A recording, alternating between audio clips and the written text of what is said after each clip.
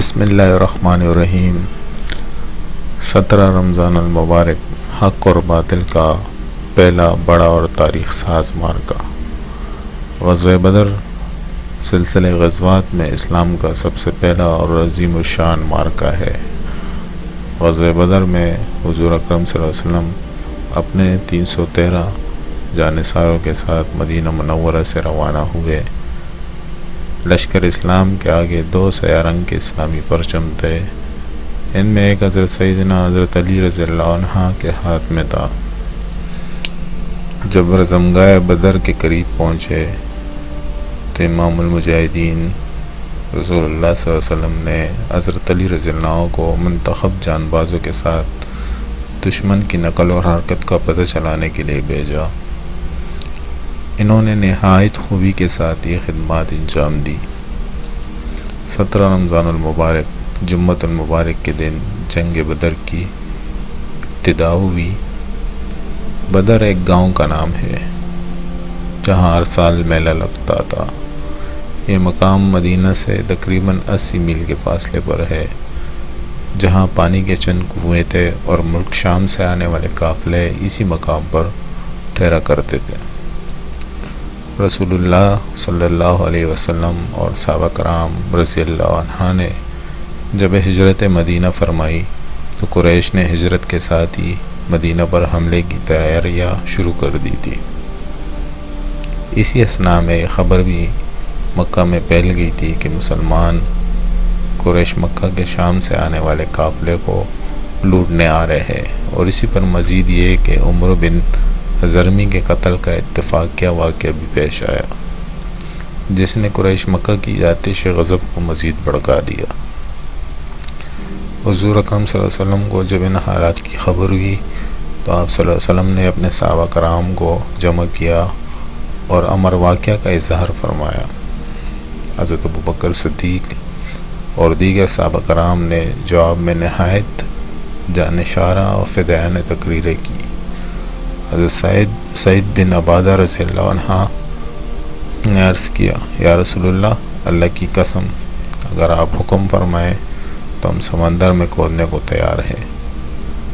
حضرت مقداد رضی اللہ عنہ نے عرض کیا، ہم موسیٰ علیہ السلام کی امت کی طرح یہ نہیں کہیں گے کہ آپ اور آپ کا رب خود جا کر لڑے، ہم تو یہ بیٹھے ہوئے ہیں، بلکہ ہم آپ کے دائیں سے بائیں سے سامنے سے اور پیچھے سے لڑیں گے۔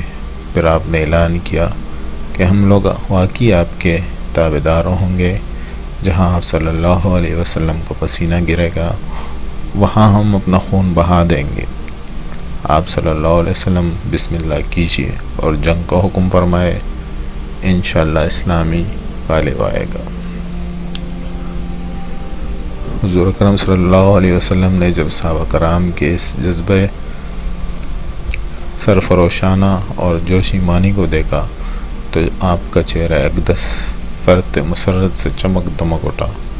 پھر آپ صلی اللہ علیہ وسلم نے اپنا چہرہ مبارک آسمان کی طرف اٹھا کر سب کے لیے بارگاہ خداوندی میں دعا خیر فرمائی، اور آپ صلی اللہ علیہ وسلم نے ارشاد فرمایا کہ اللہ تعالیٰ نے مجھے قافلہ و لشکر میں کسی ایک پر فتح عطا کرنے کا وعدہ فرمایا ہے۔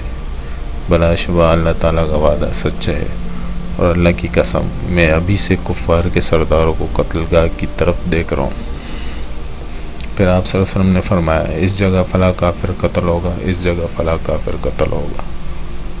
آپ صلی اللہ علیہ وسلم نے مقتولوں میں سے ہر ایک کا میل قتل بتا دیا۔ حضرت انس رضی اللہ عنہ فرماتے ہیں، جہاں جہاں آپ صلی اللہ علیہ وسلم نے فرمایا تھا وہاں کافر وہی قتل ہوا۔ لشکر اسلام کی تعداد۔ رسول اللہ صلی اللہ علیہ وسلم نے 12 رمضان المبارک 2 ہجری کو اپنے 313 جان بازوں اور جانثار ساتھیوں کو لے کر میدان بدر کی طرف روانہ ہوئے۔ جب آپ صلی اللہ علیہ وسلم اپنے مختصر سے لشکر کو لے کر مدینہ سے تھوڑی دور پہنچے تو آپ صلی اللہ علیہ وسلم نے جیش اسلام کا جائزہ لیا، اور جو اس کارواں میں کم سن اور نوعمر تھے انہیں واپس فرما دیا۔ حضرت عمیر بن ابی وقاص ایک کم سن سپاہی بھی شامل تھے۔ انہیں جب واپسی کے لیے کہا گیا تو وہ رو پڑے۔ رسول اللہ صلی اللہ علیہ وسلم نے ان کا یہ جذبہ جہاد اور شوق شہادت دے کر انہیں شامل جہاد رہنے کی اجازت عطا فرما دی۔ لشکر اسلام کی کل تعداد 313 تھی، جس میں سے 60 مہاجرین اور 253 انصار تھے۔ یہ بے نظیر و بے مثال لشکر 16 رمضان المبارک بروز جمعرات 2 ہجری کو میدان بدر پہنچ گیا۔ ادھر مکہ سے قریش مکہ بڑے ساز و سامان کے ساتھ نکلے تھے۔ 1000 آدمیوں کا لشکر تھا، 100 سواروں کا رسالہ تھا۔ امرائے قریش سب شریک جنگ تھے، اور امرائے قریش باری باری ہر روز 10 اونٹ ذبح کرتے تھے۔ عتبہ بن ربیعہ جو قریش کا سب سے معزز رئیس تھا، اپنی اس طاغوتی فوج کا سپہ سالار بنا دیا گیا تھا۔ رمضان المبارک کی شب تھی۔ تمام مجاہدین اسلام آرام کر رہے تھے، جبکہ حضور اکرم صلی اللہ علیہ وسلم نے ساری رات عبادات اور ریاضت اور دعا میں گزاری۔ صبح کو نماز فجر کے لیے تمام سرفروشان اسلام مجاہدین کو بیدار کیا گیا، اور نماز فجر کی ادائیگی کے بعد قرآن مجید کی آیات جہاد تلاوت فرمائی، اور ایسا ولولہ انگیز خطاب فرمایا کہ مجاہدین اسلام کی رگوں میں خون کا قطرہ قطرہ جوش و جذبے کا سمندر بن کر طوفانی موجیں مارنے لگا، اور مجاہدین جلد از جلد جنگ کے لیے تیار ہونے لگے۔ سفرائی کا دل نشین منظر۔ حضور اکرم صلی اللہ علیہ وسلم کے 10 اقدس میں ایک تیر تھا، اس کے اشارے سے آپ مجاہدین کے صفے قائم فرما رہے تھے۔ مہاجرین کے علم اور پرچم حضرت مصعب بن عمر کو خزرج کے علمبردار حباب بن منظر اور اوس کے علمبردار سعید بن معاذ مقرر ہوئے۔ چنانچہ لشکر اسلام کی سفرائی ہوئی، اور مشرکین مکہ بھی مقابل میں صفے باندھے کھڑے تھے۔ یہ ایسا نظارہ کبھی زمین و آسمان نے نہیں دیکھا تھا کہ ایک طرف وہ مشرکین تھے جن کے سر اللہ وحدہ لا شریک کے سامنے تو نہیں جھکتے تھے، مگر اپنے ہاتھوں سے تراشدہ بتوں کے سامنے خم ہو جاتے تھے۔ وہ مشرکین تھے جو سر سے لے کر پاؤں تک غرور و تکبر سے بھرپور تھے، اور دوسری طرف وہ مومنین تھے جن کے دل ایمان و یقین کے نور سے روشن تھے۔ وہ مومنین تھے جو چٹانوں سے زیادہ مضبوط اور پہاڑوں سے زیادہ بلند عزائم رکھتے تھے۔ وہ صاحبان ایمان و یقین تھے جن کے پاس صرف اور صرف 2 گھوڑے، 6 زرے اور 8 شمشیریں تھی۔ وہ مومنین تھے جو دنیا بھر کی تقدیر پلٹنے آئے تھے۔ ادھر بت پرست تھے، ادھر حق پرست تھے، ادھر کافر تھے، ادھر مومن تھے، ادھر ظلمت تھی، ادھر نور تھا، ادھر ظلم و جفا والے تھے، ادھر صدق و وفا والے تھے، ادھر ساز و سامان والے تھے، ادھر ایمان و یقین والے تھے، ادھر جہنمی تھے، ادھر جنتی تھے، ادھر اہل شیطان تھے، ادھر اہل رحمان تھے، ادھر انسانیت کے تخریب کار تھے، ادھر انسانیت کے معمار تھے۔ انہیں سامان و ہر و ضرب پر ناز تھا، انہیں تاجدار عرب و عجم پر ناز تھا، انہیں نیزے و تلوار پر بھروسہ تھا، اور انہیں اللہ پر بھروسہ تھا۔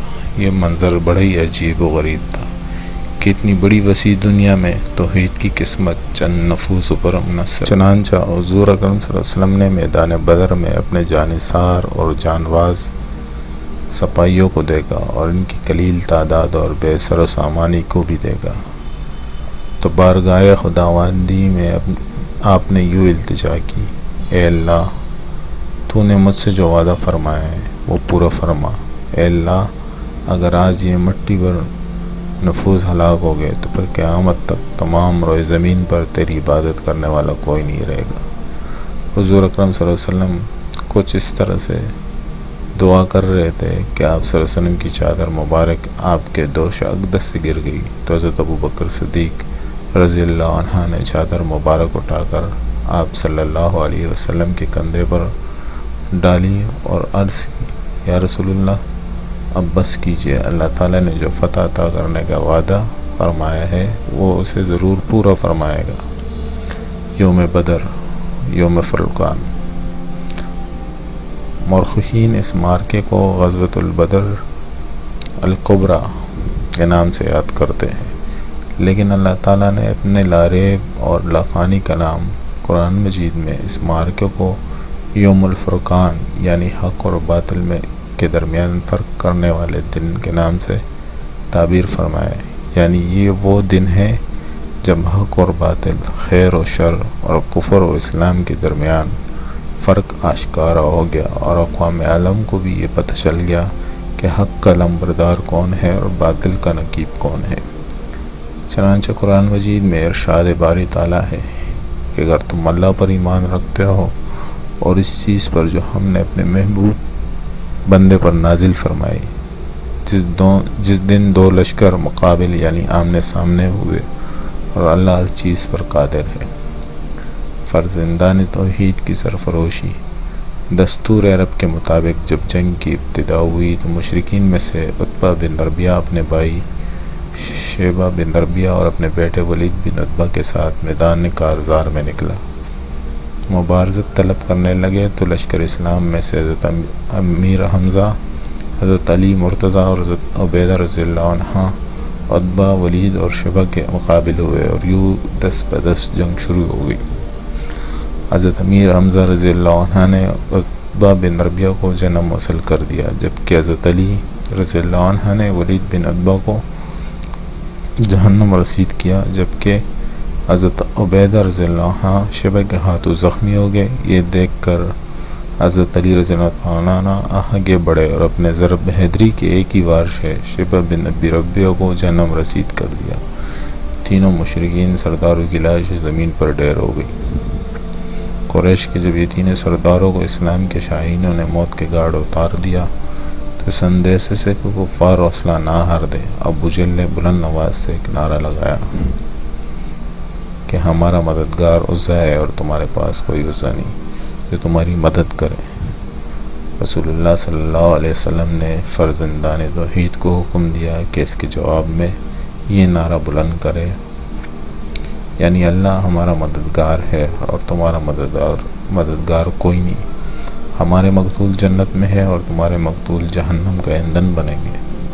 اس کے بعد پھر عام لڑائی شروع ہو گئی تو حضور اکرم صلی اللہ علیہ وسلم نے باہر نکل کر ایک مٹی کنکریوں بھی اٹھائی اور لشکر کفار کی طرف پھینک دی اور فرمایا، برے ہو گئے یہ چہرے۔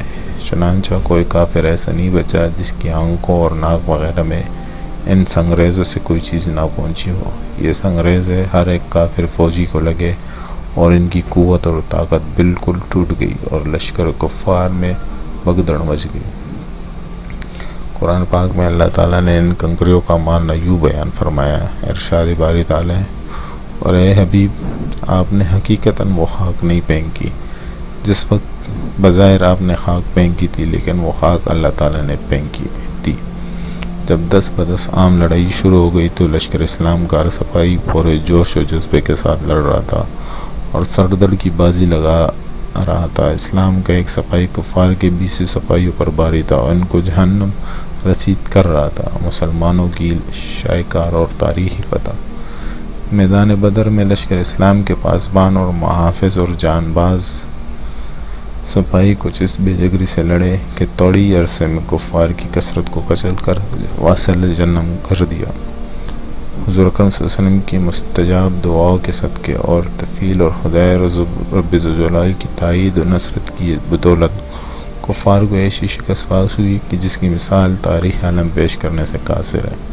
کفار کے تقریباً 70 آدمی قتل ہوئے اور 70 افراد کو قیدی بنایا گیا، اور کفار کے وہ سردار جو شجاعت اور بہادری میں بھی مثال سمجھے جاتے تھے اور جن پر کفار مکہ کو بڑا ناز تھا، وہ سب کے سب مسلمان مجاہدوں کے ہاتھوں مقتول ہو کر دوزخ کا ایندھن بن گئے، اور جو کافر زندہ رہ گئے وہ میدان چھوڑ کر ایسے بھاگے کہ پیچھے مڑ کر بھی نہ دیکھا اور سیدھا مکہ میں اپنے گھروں میں جا کر دم لیا۔ لشکر اسلام میں صرف 14 خوش نصیب مجاہدین نے شہادت کا عظیم منصب حاصل کیا اور جنت الفردوس میں داخل ہو گئے، جن میں سے 6 مہاجرین اور 8 انصار تھے۔